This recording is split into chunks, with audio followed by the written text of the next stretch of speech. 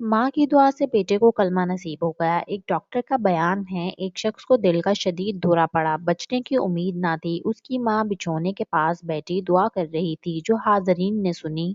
या अल्लाह पाक, मैं अपने बेटे से राजी हूँ, तू भी राजी हो जा। डॉक्टर्स इलाज में मशगूल थे और मोहतरमा दुआ में लगी हुई थीं। जब आखिरी वक्त आया, मरीज ने बुलंद आवाज से कलमा पढ़ा, होंठों पर तबस्सुम फैल गया और रूह कुफ से उनसरी से परवाज कर गई। मरते वक्त कलमा पढ़ने वाला जन्नती है। सुबहान अल्लाह, जिस मुसलमान की माँ आखिरी वक्त उससे खुश हो, उसकी भी क्या शान है। और जिसको आखिरी वक्त कलमा नसीब हो जाए, खुदा की कसम वो बड़ा ही खुश नसीब है। चुनाचा अल्लाह पाक के महबूब सल्लल्लाहु अलैहि वसल्लम का फरमाने जन्नत निशां है, यानी जिसका आखिरी कलाम ला इलाहा इल्लल्लाहु हो, वो जन्नत में दाखिल होगा।